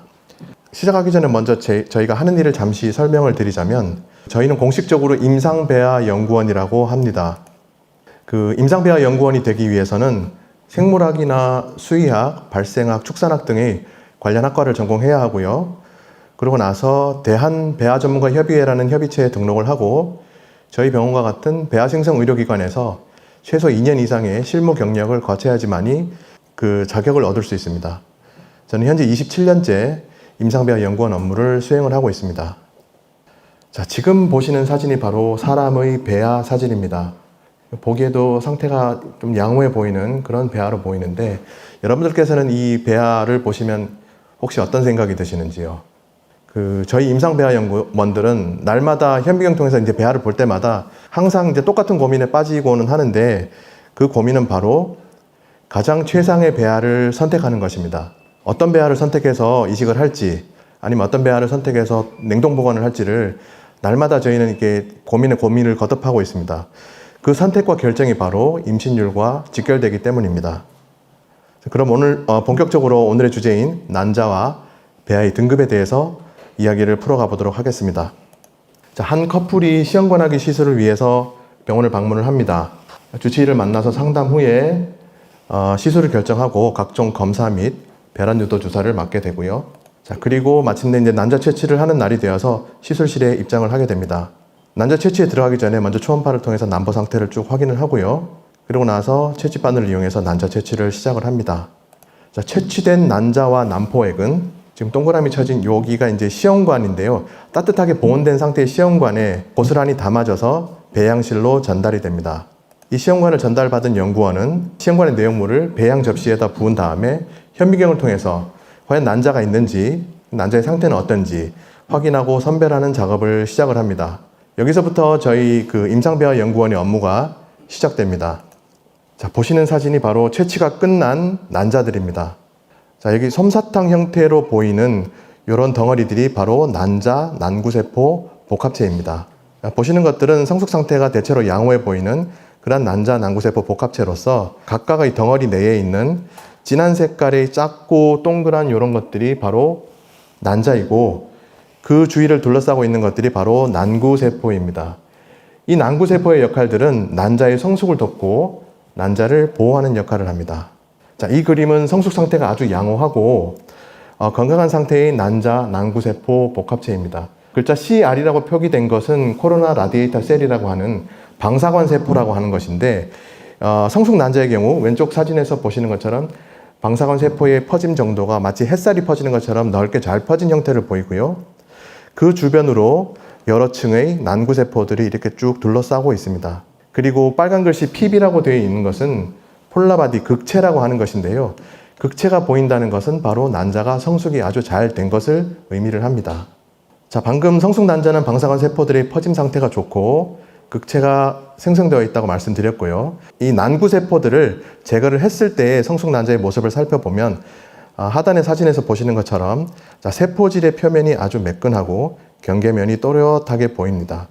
그리고 투명대라고 부르는 이 세포질의 바깥쪽을 둘러싸고 있는 외막의 두께가 적절한 두께로 형성되어 있고 그리고 세포질과 투명대 사이에 이렇게 보이는 빈 공간, 위란강이라고 하는 공간이 적절하게 형성이 되어 있고 그 공간에 아까 말씀드렸던 성숙 난자의 상징인 극체가 생성이 되어 있는 것을 볼 수가 있습니다. 자, 다음은 중간 단계의 미성숙 난자입니다. 미성숙 난자에서 성숙 단계로 넘어가는 중간 단계의 난자라고 보시면 될 것 같고요. 자, 방사관 세포의 퍼짐 정도가 성숙 난자에 비하면 조금 덜 퍼져 있죠. 그러다 보니까 난자의 모습도 아까 성숙 난자에서처럼 또렷하게 보이지 않고 약간 좀 희미하게 덜 선명하게 보입니다. 그래서 이것들의 난구세포를 제거를 해보면 자, 아직까지 성숙이 완료되지 않다 보니까 투명대의 상태가 어떤 것은 두껍고 어떤 것은 얇고 좀 불규칙한 형태를 보이고 있고요. 세포질의 형태는 성숙 난자의 세포질처럼 매끈하고 경계면이 또렷해 보이지만 상대적으로 위란강이 아직까지 덜 발달이 되어 있고 극체도 아직 형성되어 있지 않은 그러한 상태를 보이고 있습니다. 자, 보시는 것은 완전한 미성숙 난자입니다. 포인터로 가리키는 이 사진을 보시면 방사관 세포가 전혀 퍼지지 않고 완전히 뭉쳐져 있는 상태고요. 난구세포들도 왼쪽의 사진에서 보시는 것처럼 퍼짐 상태가 좋지가 않아서 난자의 형태를 거의 파악하기 힘들 정도로 많이 컴팩트하게 뭉쳐져 있는 상태입니다. 난구세포를 제거를 했을 때 세포질 안에는 또렷하게 이렇게 동그라미, 큰 동그라미로 보이는 것이 이제 핵막이 되겠고요. 그 안에 작은 동그라미, 입자처럼 보이는 것이 바로 핵인이라고 합니다. 이것은 미성숙 난자의 전형적인 특징으로서 감수 분열이 아직 다 완료되지 않은 그런 상태의 난자라고 보시면 되겠습니다. 자, 이런 상태의 난자는 약 24시간 이상을 배양하게 되면 그 중에 일부가 극체를 방출하고 성숙 난자가 되기도 하는데 그 비율은 현저히 낮습니다. 자, 그러면 성숙 난자를 기준으로 했을 때 좋은 난자와 안 좋은 난자를 구분하는 기준은 어떻게 될지 한번 살펴보겠습니다. 구분하는 기준은 난자를 구성하고 있는 각 그 구성 요소들의 상태에 따라서 좋고 나쁨을 구분을 하게 되는데 제일 먼저 투명대를 살펴보게 되면 B번에 있는 그림이 가장 적절한 형태의 정상적인 투명대 상태나 두께가 되겠고, 반면에 A번은 상대적으로 좀 두꺼워 보이고요. C번은 너무 얇아 보입니다. 그리고 D번 같은 경우에는 정상적인 동그란 형태가 아니라 위아래로 좀 많이 늘어진 약간 좀 비정상적인 형태를 보이고 있고요. E번 같은 경우에는 다른 것들에 비해서 색깔이 많이 진하게 나타나 있죠. 그리고 F번 같은 경우에는 투명대 모양 자체가 이미 타원형으로 되어 있고 그 안쪽으로는 격병 모양의 구조물이 형성되어 있는 전형적인 투명대의 비정상 난자가 되겠습니다. 그 다음으로는 위란강의 형태를 살펴보시게 되면 역시 마찬가지로 B번의 그림이 적절한 형태의 위란강이 구성되어 있는 것을 확인할 수가 있는 반면에 A번은 위란강이 전혀 형성되어 있지 않고 C번은 상대적으로 위란강이 엄청 넓은 그런 형태의 난자입니다. D번은 역시 위란강의 형태도 넓은 데다가 그 위란강 공간 안에 파편화된 세포 외 물질들, 뭐 찌꺼기 같은 것들이 많이 존재해 있어서 상태가 좋지 않은 걸로 볼 수가 있고요. 2번 같은 경우에는 위란강의 구성 자체는 정상으로 보이는데 마찬가지로 그 공간 내에 이물질들이 많이 존재함으로써 이것도 좀 상태가 덜 좋은 난자로 볼 수 있겠습니다. 자, 그 다음에 말씀드렸던 극체, 제1극체의 이제 형태로서도 구분을 하는데요. A번의 그림이 가장 정상적인 형태의 극체의 모양과 크기 정도가 되겠고, B번도 살짝 그 A번 그림보다는 조금 커 보이긴 하지만은 모양 자체가 이상이 없이 동그란 형태를 잘 유지를 하고 있기 때문에 요것까지도 정상적인 극체라고 볼 수 있을 것 같고, 반면에 C번 같은 경우에는 극체가 보시는 것처럼 약간 좀 흐리긴 한데 이중으로 형성되어 있습니다. 그 다음 D번 같은 경우에는 비정상적으로 큰 극체가 형성되어 있는 것을 볼 수가 있고요. 2번 같은 경우에는 극체 크기는 정상에 가깝지만은 극체의 형태가 잘게 쪼개진 파편화된 형태를 보이고 있어서 좋지 않은 상태로 분류를 할 수 있습니다. 그 다음으로는 세포질의 상태인데요. 좋은 난자는 세포질이 균일하고 그 매끈한 상태를 보인다고 했는데 지금 보시는 여기 5개의 그림은 전부 비정상적인 형태의 세포질을 가진 난자들입니다. A번과 B번 같은 경우에는 작고 큰 형태의 액포, 액체 같은 것들이 들어있는 작은 주머니들이 많이 형성되어 있는 상태이고, C번 같은 경우에는 여기 오른쪽 하단에 보시면 작은 그 투명한 형태의 작은 디스크 형태의 구조물이 보이는데 이것은 이제 소포체가 아직까지 다 생성되지 않아서 만들어진 소포체 덩어리가 되겠고요. D번 같은 경우에는 입자 형태의 세포질이 세포질 면적을 넓은 부분을 차지하고 있는 그런 형태를 보이고 있고, 2번 같은 경우에는 이 화살표로 가리키는 부분이 리프렉타일 바디, 우리말로는 굴절체라고 하는 그런 입자들이 존재하는 경우입니다. 이러한 형태의 난자들은 대체로 수정까지는 큰 문제는 없는데 수정 이후에 그 배아 발달이나 그 다음에 오일 배아 발달률, 그 다음에 착상률이나 임신율이 정상적인 그 난자에 비해서는 좀 떨어지는 경우를 보입니다. 실제로 이런 난자들은 채취를 하다 보면 저희가 많이 보는 경우의 난자들입니다. 자, 그래서 정리를 잠깐 해보자면요.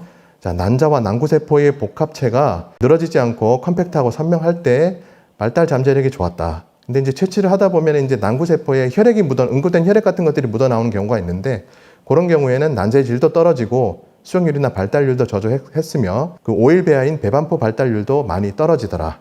그리고 방사관 세포의 형태가 확장된 모양 형태가 좋다. 그러면 수정률도 좋고 임신율도 좋더라. 그리고 난구세포의 층이 촘촘하게 여러 층으로 존재를 하면 난자의 질이 상대적으로 많이 좋더라. 반면에 난구세포의 상태가 건강하지 못하면 난자의 질도 좋지 않고 수정률도 많이 떨어지더라라는 그런 연구 결과들이 있었고, 극체의 경우에도 완전한 형태와 그런 정상적인 크기를 가지고 있는 그러한 극체를 가진 난자들이 난자의 질도 좋고 수정률과 배아의 질이 더 좋았다라는 그런 연구 결과도 보고된 바가 있습니다. 자, 그 다음 투명대는 아까 말씀드렸던 것처럼 너무 두껍지도 얇지도 않은 적당히 두꺼운 형태를 유지를 했을 때 난자의 질과 수정률이 많이 좋았고, 위란강의 형태도 컴팩트하고 선명한, 이물질이 없는 선명한 상태의 위란강을 가진 난자들이 발달 잠재력이 훨씬 더 좋았다. 그리고 세포질 내에 액포나 과립 등의 내재성 입자가 만약에 존재하는 그런 난자들일수록 배의 발달률이 많이 떨어지더라. 그리고 그 신선한 성숙 난자일수록 그렇지 않은 것들에 비해서 세포질 내 온도가 많이 높았다는 최근의 연구 결과도 보고된 바가 있습니다. 그리고 형태적으로 난자의 평균 직경이 105에서 120 마이크로미터 정도의 범주에 드는 난자들이 오일 배아 배반포의 질이 많이 좋았다라는 그런 연구 결과도 보고된 바가 있습니다. 자, 그렇다면 난자가 좋으면 배아의 품질도 좋을까요? 답은 꼭 그렇지만은 않다입니다. 물론 난자가 좋으면 좋은 배아가 될 가능성이 높은 것은 사실이지만은 난자 이외의 요소들도 있기 때문에 항상 좋은 배아가 되지는 않습니다.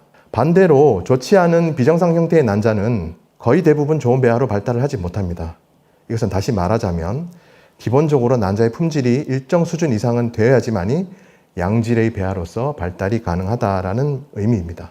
자, 그렇다면 왜 품질이 떨어지는 난자가 만들어지는 걸까요? 그동안의 연구 결과를 살펴봤을 때 가장 큰 요인은 바로 나이입니다. 나이가 증가할수록 여성의 가입력은 점점 떨어지고 난소 기능의 저하도 빠르게 일어나게 되는데, AMH라는 그 난소 기능을 수치로 나타낸 어떤 지표가 있습니다. 그것이 바로 항뮬러간 호르몬 수치인데, 이 AMH라고 하는 것은 난소 내에 그 눈에 보이지 않는 아주 작은 난포에서부터 그 발달 초기의 난포까지 그렇게 많이 이제 분비를 하는 경향을 보이거든요. 보통 이제 그래서 한 4에서 6mm 크기의 난포들에서 이 AMH를 가장 많이 분비를 하는데, 혈액 검사를 했을 때 AMH 수치가 나는 높다라고 하는 것은 아직까지 나한테서는 베란달 난포가 많이 있다라는 그런 뜻이고, 반면에 AMH 수치가 낮다라고 하는 것은 나한테서 이제 베란달 난포가 얼마 남지 않았다, 그런 뜻입니다.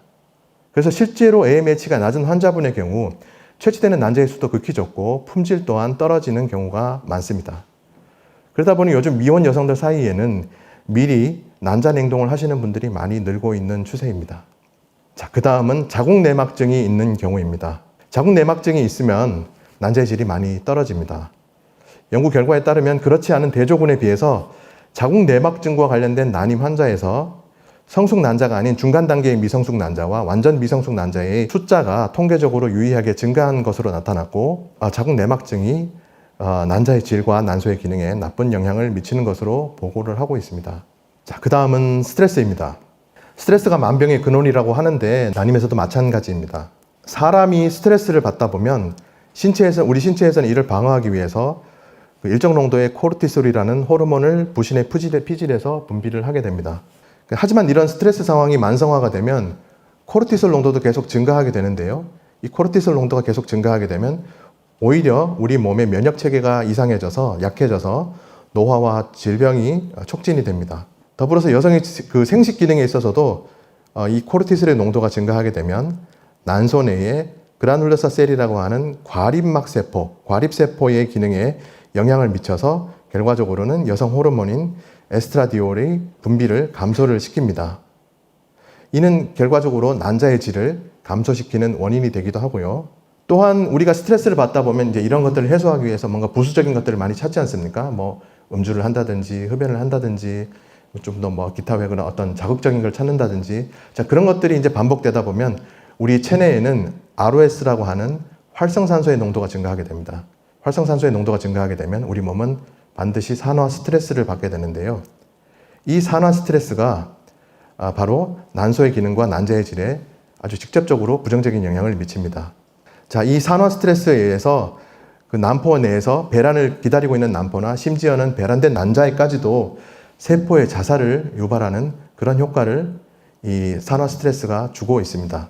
그래서 난임 치료와 극복에 있어서 스트레스 관리가 엄청 중요하다라는 말씀을 꼭 드리고 싶고요. 자, 그런데 이제 이렇게 말씀하실 분들도 아마 계실 것 같습니다. 나는 나이도 많고 관련 질환도 있고 하는 일 때문에 스트레스를 안 받을 수가 없는데 나 같은 사람은 어떻게 해야 되나요? 하실 분이 분명히 있을 것 같은데, 자, 그런 분들은 제가 이 병원에 근무해서 드리는 말씀이 아니고 저희 그 병원의 세 분의 원장님들께서 이 방면에 상당히 전문가이십니다. 그래서 꼭 저희 병원에 한번 찾아 방문하시기를 권유를 드리고요. 저희 원장님들께서 뭐 상담과 치료는 물론이고 개개인 그 환자분들의 체질에 꼭 맞는 맞춤형 처방을 통해서 임신 가능한 그 컨디션을 유지하실 수 있도록 최적의 상태로 만들어 드릴 거니까 꼭 방문해 주시기를 권유를 드립니다.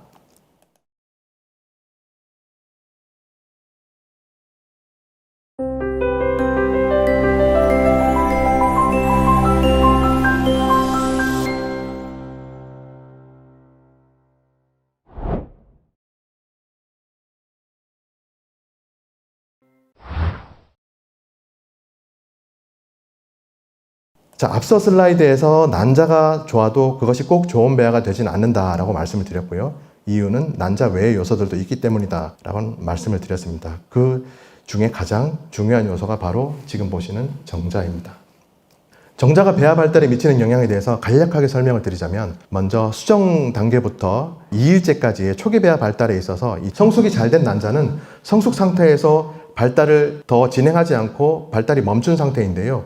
이 발달이 멈춘 상태의 난자에 정자가 진입함으로써 난자의 활성을 유발을 합니다. 난자의 활성을 유발하는 효과가 있고 그 정자의 머리 아랫부분에 있는 중심체라고 하는 그런 세포 소기관이 있는데 이 중심체가 초기 배아 발달에 있어서 배아 내에 미세소관이라는 세포 기관을 구성하는 데 중요한 역할을 합니다. 더불어서 이 정자의 머리가 난자의 세포막과 결합을 하면서 난자의 세포질 내에 유전 물질과 더불어서 그 난자를 활성화시키는 활성화 물질을 전달하는 그런 기능도 수행을 하고 있고요. 그리고 3일 이후에 후기 배아 발달에 있어서는 그 정자의 DNA 품질이 배아의 발달에 영향을 미칩니다. 정자의 DNA가 온전한 형태가 아니고 많이 조각조각 부분적으로 막 깨진 형태다. 그렇게 다 파편화가 심하다. 그럴 경우에는 배아의 발달에 많이 부정적인 영향을 미칩니다. 그에 따라서 염색체 수의 이상이 있는 이수성 배아가 이제 발생할 확률이 높아집니다. 그렇게 되면 착상률과 임신율은 물론이고 유산율에까지 영향을 미치기 때문에 그만큼 정자가 배아 발달에 미치는 영향이 크다라는 말씀을 드릴 수가 있을 것 같고요. 그래서 해가 갈수록 난임에서 남성 요인이 차지하는 비중이 점점 증가하는 추세라서 세계보건기구 WHO에서도 정액검사 정상 판정의 범위를 개정판이 나올 때마다 계속 변경하고 있습니다. 2년 전 발표된 6번째 개정판에서는 정액의 총량은 1.4ml 이상, 총 정자수는 ml당 1,600만 마리 이상, 전체 그 운동성은 42% 이상, 전진 운동하는 정자의 비율은 30% 이상, 그 다음에 생존율은 54% 이상이면 정상 범주에 든다라고 판정을 할 수가 있고, 정자의 형태는 이전과 같이 4% 이상이면 정상으로 판정하고 있습니다.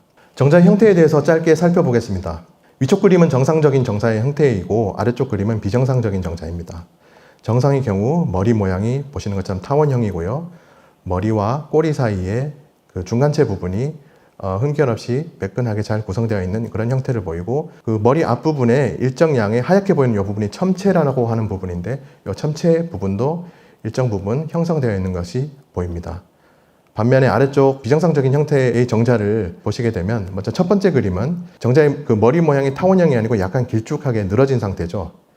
첨체라고 하는 부분의 뒷부분으로 갈수록 많이 가늘어지는 그런 형태의 정자가 되겠고, 두 번째는 첨체 부분이 정상적인 것에 비해서 비중이 많이 줄어든 첨체 부분이 많이 작은 형태의 그런 정자가 되겠는데, 이런 형태의 정자들은 난자 내로 침투하는 능력이 현저히 떨어집니다. 그리고 세 번째는 정자의 머리 부분이 약간 조롱박 형태로 첨체 뒷부분으로 갈수록 아주 급격하게 좁아지는 부분을 보이고, 중간체라고 말씀드렸던 이 부분이 정상적인 정자에 비해서는 현저하게 가늘어진 비정상적인 형태를 보이고 있습니다. 그래서 이런 비정상 형태의 정자의 비율이 높으면 그 난자 세포질 내 정자 직접 주입법을 실시를 해야만 됩니다. 자, 아무튼 이렇게 이제 난자와 정자가 모두 준비가 되었고요. 이제 배아를 만들기 위해서는 수정을 시켜야 됩니다. 난임 시술 지침에 따라서 정액 검사상 정상 판정을 받은 경우에는 보시는 영상처럼 체외 수정 방법을 실시를 합니다.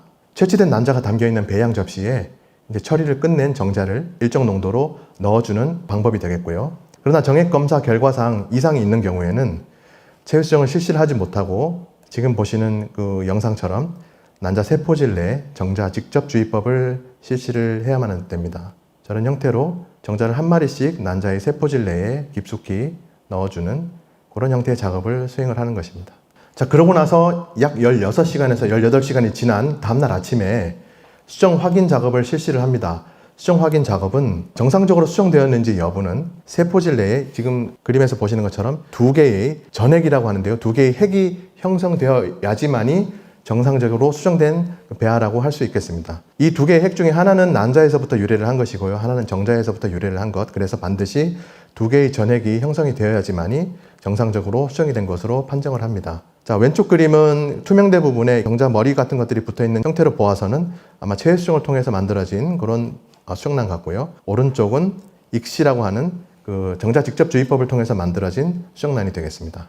자, 수정란도 상태에 따라서 등급을 구분하기도 합니다. 먼저 전핵의 위치를 기준으로 세포질 한가운데 위치한 것, 가장자리에 위치한 것, 가운데와 가장자리의 중간 형태로 이렇게 위치한 것, 이렇게 3가지로 구분을 하는데, 가운데 위치한 것이 가장 좋고요. 가장자리에 위치한 전핵일수록 이후에 배아 발달에 좀 부정적인 영향을 미친다. 그런 연구 결과가 보고된 게 있습니다. 그 다음에 전핵 간의 거리입니다. 자, 서로 이렇게 2개의 전핵이 서로 약간 거리를 두고 떨어져 있는 형태, 2개의 전핵이 서로 좀 밀접하게 근접한 형태, 그다음에 아주 초밀착된 상태, 이렇게 3가지로 구분을 하는데, 밀착되어 있는 것일수록 상태가 좋고 떨어져 있는 것일수록 배아 발달에 좀 좋지 않은 영향을 미친다.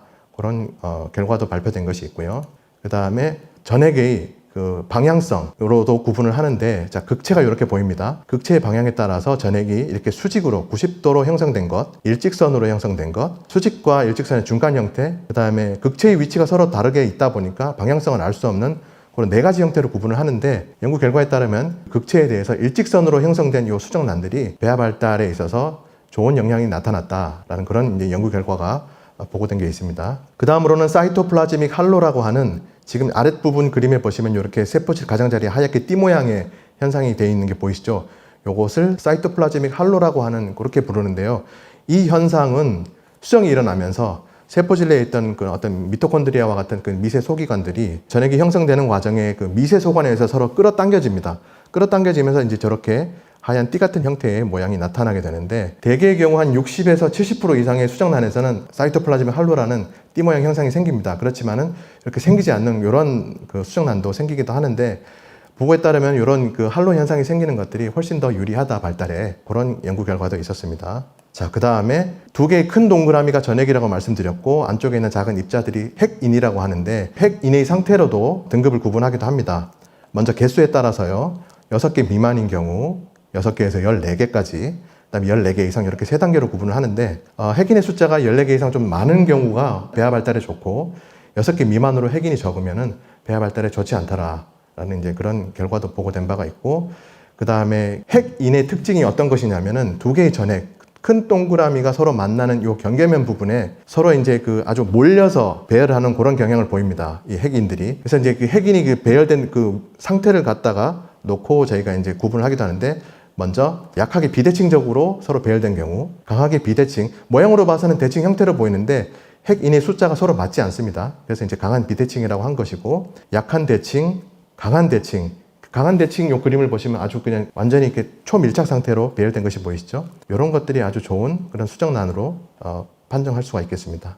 이렇게 이제 전핵 단계를 거친 배아는 세포 분열을 시작하면서 나날기에 들어갑니다. 나날기 배아는 수정 후 3일째까지를 나날기라고 하는데, 배아 등급을 평가하는 기준은 할구의 개수, 파편화가 일어난 정도, 할구의 서로 이제 대칭적으로 모양이 균일하게 잘 발달이 갔는지, 할구 내에 1개 이상의 핵이 존재하는지 여부, 할구 내에는 1개의 핵만 존재해야 되는데 간혹 보면 2개, 어떤 건 3개 막 이렇게 핵이 존재하는 경우도 있거든요. 그래서 이제 그런 것들을 기준으로 등급을 구분하기도 하는데, 보편적으로는 그 할구의 크기와 파편화의 정도로 이제 구분을 많이 합니다. 그래서 그림에서 보시는 것처럼 할구의 개수가 균일하고 모양이 서로 일정하면서 파편화가 전혀 없는 것들은 1등급, 파편화가 10% 미만으로 형성된 것들은 2등급, 모양이 약간 좀 불균일하면서 파편화도 이제 25% 미만으로 형성된 것은 3등급, 그다음 파편화가 50% 미만으로 많이 형성된 것들은 4등급, 파편화가 50% 이상으로 할구의 모양을 구분할 수 없을 정도로 파편화가 심하게 일어난 것들은 5등급으로 구분을 합니다.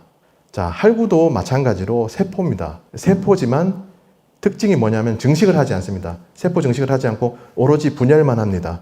그렇기 때문에 세포의 크기가 점점 작아지는 특징을 가지고 있습니다. 사진에서 보시는 것처럼 시간이 지남에 따라서 2세포, 4세포, 6세포, 8세포 이렇게 계속 나눠지면서 세포의 크기도 작아지면서 일정한 형태와 크기를 유지하는 것이 이제 정상적으로 배아 발달을 하는 것인데, 그렇지만 실제로는 정도의 차이만 있을 뿐이지 거의 대부분의 경우에서 파편화 현상도 일어나고 있고, 불균일한 그런 어떤 세포 분열이 일어나는 경우가 참 많습니다. 자, 그림 A번을 보시면 세포 분열 상태는 거의 균일하게 잘 일어났는데 파편화가 약간 좀 생긴 게 있죠. 10% 미만의 파편화가 생겨서 이것은 2등급. B번 같은 경우에는 할구의 모양도 약간 좀 불균일하고 25% 정도 파편화가 발생한 그런 배아라서 이거는 3등급으로 부여할 수가 있겠고, C번 같은 경우에는 어떤 것이 할구인지 어떤 것이 파편화인지 구분이 모호할 정도로 파편화가 많이 진행된 5등급 배아라고 볼 수가 있겠습니다. 그래서 하단의 그림에 보시면 파편화가 없는 배아, 파편화가 있는 배아 둘 다 8세포기 정도의 배아로 보이는데 파편화가 없고 있음에 따라서 배아의 품질이 많이 차이 나는 것을 확실히 눈으로 확인하실 수가 있습니다. 그리고 이런 파편화 현상과 더불어서 비정상적으로 일어나는 초기 세포 분열에 의해서도 저품질의 배아가 발생하게 됩니다. 대표적인 예들을 모아봤는데, 먼저 세포 분열이 일어나지 않고 그냥 파편화만 쭉 일어나는 현상. 세포 분열은 시작을 하면서 동시에 파편화가 심하게 일어나는 현상. 그 다음에 원래 세포가 1세포, 2세포, 4세포, 6세포 뭐 이렇게 분열이 가야 되는데 1세포에서 바로 3세포로 분열하는 현상.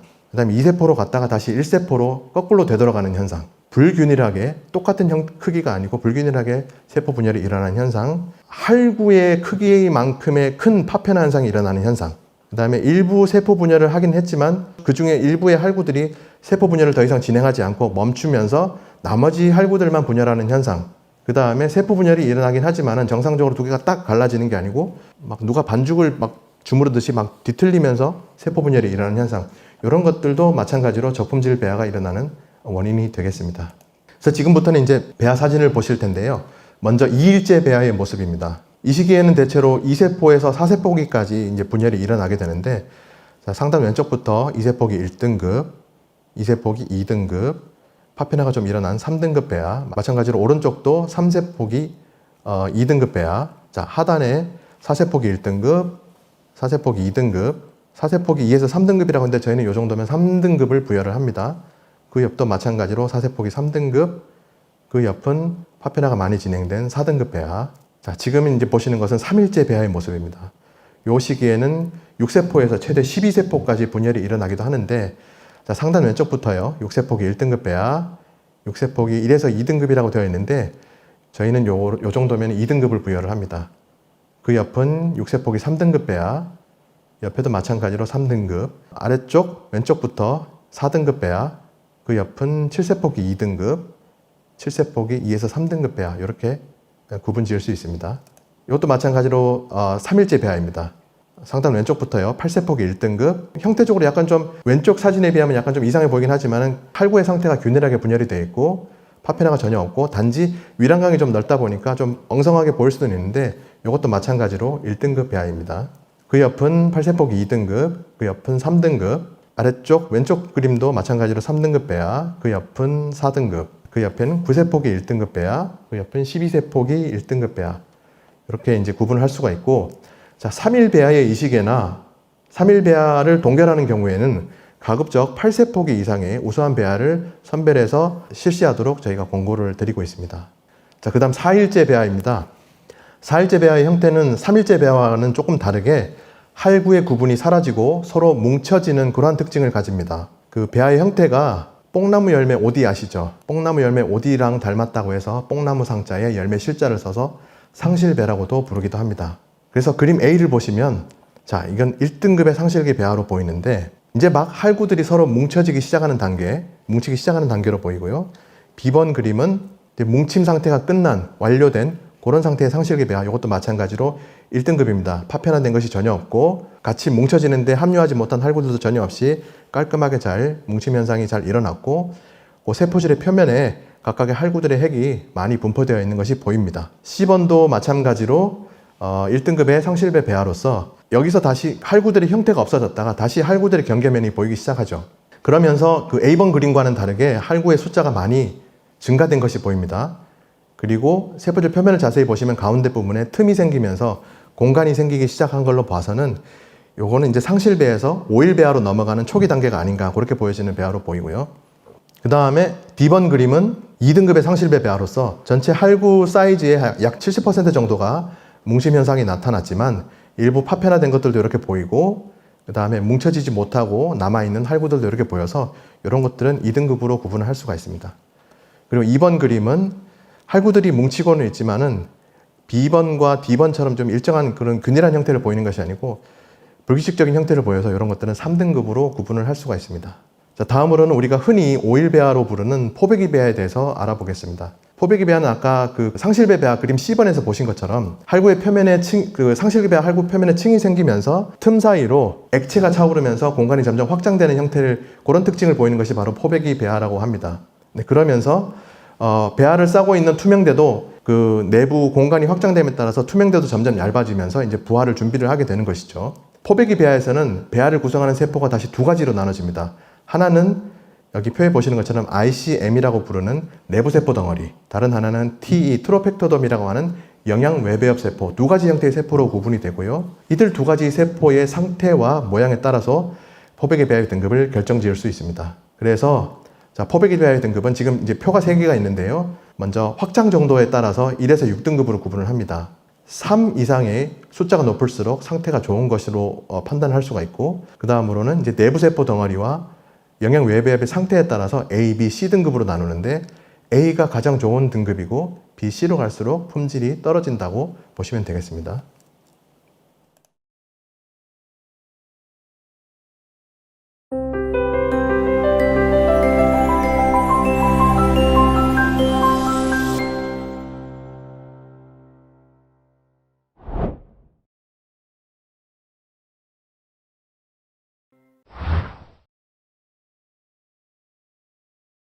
자, 보시는 것처럼 자, 위쪽의 그림이 아주 상태가 좋은 훌륭한 그런 포배기 배아가 되겠는데, 이런 고품질의 포배기 배아는 보시는 것처럼 이게 바로 내부세포 덩어리이고 그 주위를 둘러싸고 있는 것들이 이제 영양외배엽 세포라고 하는데, 보시는 것처럼 확연하게 내부세포 덩어리와 영양외배엽의 구분이 확실하게 이루어지고 공간 안이 많이 확장되어 있고, 그 다음에 그 세포들 간의 밀집도가 아주 높은 건강한 상태를 보이고 있습니다.